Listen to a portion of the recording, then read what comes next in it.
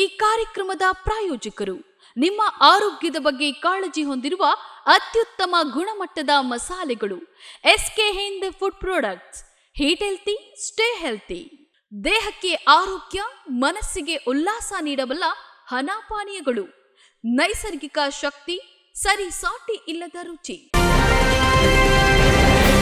Prime ನ್ಯೂಸ್ಗೆ ಸ್ವಾಗತ. ನಾನು ಪವಿತ್ರ ಗೌಡ. ಮೊದಲಿಗೆ ಹೆಡ್ಲೈನ್ಸ್. ಬಿಜೆಪಿಯು ಖಾಸಗಿ ಫೋರೆನ್ಸಿಕ್ ವರದಿಗಳನ್ನು ತಯಾರಿಸಿ ಜನರ ದಾರಿ ತಪ್ಪಿಸುತ್ತಿದೆ. ಸಾರ್ವಜನಿಕರಲ್ಲಿ ಆತಂಕ ಸೃಷ್ಟಿ ಮಾಡುವುದೇ ಮೊದಲನೇ ದೇಶದ್ರೋಹದ ಕೆಲಸ. ಪ್ರಿಯಾಂಕ್ ಖರ್ಗೆ ಕೆಂಡಾಮಂಡಲ. ಕಾಂಗ್ರೆಸ್ ಸರ್ಕಾರದಲ್ಲಿ 50% ಭ್ರಷ್ಟಾಚಾರ ನಡೆಯುತ್ತಿದೆ. ಬಿಬಿಎಂಪಿ ಗುತ್ತಿಗೆದಾರರು ಆತ್ಮಹತ್ಯೆ ಮಾಡಿಕೊಳ್ಳುವ ಪರಿಸ್ಥಿತಿ ಇದೆ. ಬಸನಗೌಡ ಪಾಟೀಲ್ ಯತ್ನಾಳ್ ಗಂಭೀರ ಆರೋಪ. ಅಲ್ಪಸಂಖ್ಯಾತರ ಮೇಲೆ ಆರೋಪ ಬಂದ್ರೆ ಅದನ್ನ ಮುಚ್ಚಿ ಹಾಕಿ, ಬಹುಸಂಖ್ಯಾತರ ಮೇಲೆ ಆರೋಪ ಬಂದ್ರೆ ಕೂಡಲೇ ಕ್ರಮ ಕೈಗೊಳ್ಳಿ. ಗಂಭೀರ ಆರೋಪ ಮಾಡಿದ ಪ್ರತಿಪಕ್ಷ ನಾಯಕ ಆರ್ ಅಶೋಕ್. ನೀವು ನಿಮ್ಮ ಹಕ್ಕುಗಳನ್ನು ದುರುಪಯೋಗ ಪಡಿಸಿಕೊಂಡಿದ್ದೀರಿ. ನೀವೊಬ್ಬ ಸಚಿವರು, ಸಾಮಾನ್ಯ ವ್ಯಕ್ತಿಯಲ್ಲ. ಉದಯನಿಧಿ ಸ್ಟಾಲಿನ್ಗೆ ಮತ್ತೆ ಚಾಟಿ ಬೀಸಿದ ಸುಪ್ರೀಂ ಕೋರ್ಟ್. ಕ್ಷಮಾದಾನವನ್ನು ರದ್ದುಗೊಳಿಸುವ ಮೂಲಕ ನ್ಯಾಯಾಂಗ ಸಮರ್ಪಕತೆಯನ್ನು ಉಲ್ಲಂಘಿಸಲಾಗಿದೆ. ಸುಪ್ರೀಂ ಕೋರ್ಟ್ ಕದ ತಟ್ಟಿದ ಬಿಲ್ಕಿಸ್ ಬಾನು ಪ್ರಕರಣದ ಅಪರಾಧಿ. ವಿಸ್ತೃತ ನ್ಯಾಯಪೀಠದಲ್ಲಿ ವಿಚಾರಣೆ ನಡೆಸಬೇಕೆಂದು ವಾದ.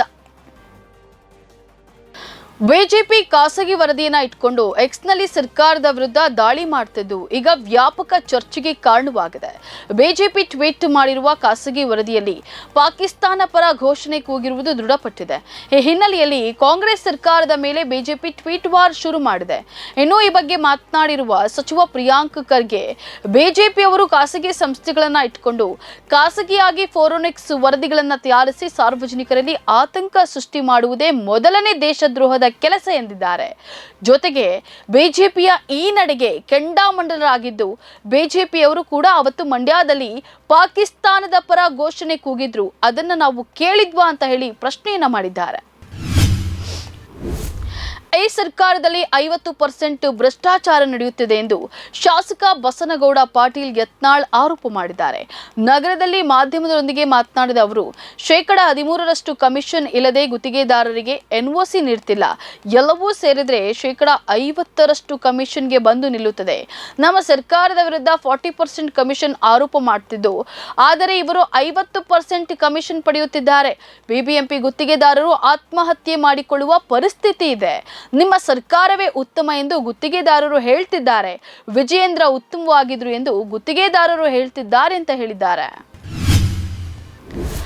ಅಲ್ಪಸಂಖ್ಯಾತರ ಮೇಲೆ ಆರೋಪ ಬಂದರೆ ಅದನ್ನ ಮುಚ್ಚಿ ಹಾಕಿ, ಬಹುಸಂಖ್ಯಾತರ ಮೇಲೆ ಆರೋಪ ಬಂದರೆ ಕೂಡಲೇ ಕ್ರಮ ಕೈಗೊಳ್ಳಿ ಎಂಬುದಾಗಿ ಪೊಲೀಸ್ ಇಲಾಖೆಗೆ ಸರ್ಕಾರದಿಂದ ಸ್ಪಷ್ಟ ನಿರ್ದೇಶನವಿದೆ ಎಂದು ಪ್ರತಿಪಕ್ಷ ನಾಯಕ ಆರ್ ಅಶೋಕ್ ಗಂಭೀರ ಆರೋಪ ಮಾಡಿದ್ದಾರೆ. ಬೆಂಗಳೂರಿನಲ್ಲಿ ಮಾತನಾಡಿದ ಅವರು, ಕರ್ನಾಟಕದ ಪ್ರಜೆಯಾಗಿ ಇದೆಲ್ಲ ನಮ್ಮ ಮನಸ್ಸಿಗೆ ಬೇಸರ ತರಿಸಿದೆ. ಹಾಗಿದ್ರೆ ಈಗ ಕೇಳಿ ಬಂದಿರುವ 2 ಆರೋಪಗಳು ಸಾಬೀತಾದ್ರೆ ಸರ್ಕಾರ ವಿಸರ್ಜನೆ ಮಾಡುತ್ತಾರೆಯೇ ಎಂದು ಪ್ರಶ್ನೆಯನ್ನ ಮಾಡಿದ್ದಾರೆ. 2 ಕಡೆ ನಡೆದಿರುವುದು ಭಯೋತ್ಪಾದನಾ ಘಟನೆ, ಆದರೆ ಸರ್ಕಾರದ ಎಲ್ಲರೂ ರಾಜೀನಾಮೆ ಕೊಡ್ತಾರಾ? ಉದ್ಯಮ ಸಂಘರ್ಷದಿಂದ ದಾಳಿ ಎಂದು ಹೇಳಿದ್ದು ಯಾರು? ಹೀಗೆ ಹೇಳಿದ್ರೆ ಕರ್ನಾಟಕದಲ್ಲಿ ಭಯೋತ್ಪಾದನಾ ಚಟುವಟಿಕೆ ಮುಂದುವರಿಸುತ್ತಾರೆ. ತಪ್ಪಿತಸ್ಥರ ವಿರುದ್ಧ ಕೂಡಲೇ ಕ್ರಮ ತೆಗೆದುಕೊಳ್ಳಬೇಕು ಅಂತ ಹೇಳಿ ಅಶೋಕ್ ಆಗ್ರಹಿಸಿದ್ದಾರೆ. ಸನಾತನ ಹಿಂದೂ ಧರ್ಮದ ಬಗ್ಗೆ ಅವಹೇಳನಕಾರಿಯಾಗಿ ಮಾತನಾಡಿದ ತಮಿಳುನಾಡು ಸಿಎಂ ಕೆ ಸ್ಟಾಲಿನ್ ಪುತ್ರ ಉದಯನಿಧಿ ಸ್ಟಾಲಿನ್ ವಿರುದ್ಧ ಸುಪ್ರೀಂ ಕೋರ್ಟ್ ಮತ್ತೆ ಚಾಟಿ ಬೀಸಿದೆ. ಬಾಯಿಗೆ ಬಂದಂತೆ ಮಾತನಾಡಲು ನೀವು ಜನಸಾಮಾನ್ಯರಲ್ಲ, ಜವಾಬ್ದಾರಿಯುತ ಸ್ಥಾನದಲ್ಲಿರುವ ವ್ಯಕ್ತಿ. ಈ ರೀತಿ ಮಾತನಾಡುವ ಮೂಲಕ ನೀವು ನಿಮ್ಮ ಹಕ್ಕನ್ನ ದುರುಪಯೋಗ ಪಡಿಸಿಕೊಳ್ತಿದ್ದೀರಿ ಎಂದು ಸುಪ್ರೀಂ ಕೋರ್ಟ್ ನ್ಯಾಯಾಧೀಶರು ಉದಯನಿಧಿ ಸ್ಟಾಲಿನ್ಗೆ ತರಾಟೆ ತೆಗೆದುಕೊಂಡಿದ್ದಾರೆ.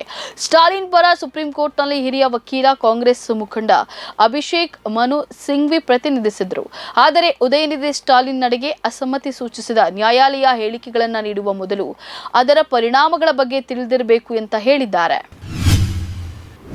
ತನಗೆ ನೀಡಿದ್ದ ಕ್ಷಮಾದಾನವನ್ನ ರದ್ದುಗೊಳಿಸಿರುವುದು ಹಾಗೂ ಎಲ್ಲಾ 11 ಮಂದಿ ಅಪರಾಧಿಗಳನ್ನ ಮತ್ತೆ ಸೆರೆವಾಸಕ್ಕೆ ಕಳಿಸಿರುವುದು ನ್ಯಾಯಾಂಗದ ದೃಷ್ಟಿಯಿಂದ ಅಸಮರ್ಪಕತೆಯಾಗಿದೆ ಎಂದು ಬೆಲ್ಕಿಸ್ ಬಾನು ಸಾಮೂಹಿಕ ಅತ್ಯಾಚಾರ ಪ್ರಕರಣದ ಅಪರಾಧಿಗಳೊಬ್ಬನಾದ ರಾಧೇಶ್ಯಾಮ್ ಭಗವಾನ್ ದಾಸ್ ಶಾ ಸುಪ್ರೀಂ ಕೋರ್ಟ್ ಮೆಟ್ಟಿಲೇರಿದ್ದಾನೆ.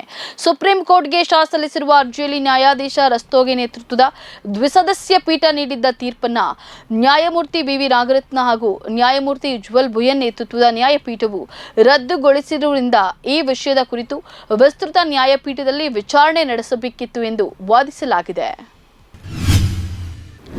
ಇವೆಷ್ಟು ಈ ಕ್ಷಣದ ನ್ಯೂಸ್ ಅಪ್ಡೇಟ್. ಸಮಾಜಕ್ಕಾಗಿ ನೋಡ್ತಾರೆ ಕನ್ನಡ ಒನ್ ನ್ಯೂಸ್. ನಮಸ್ಕಾರ.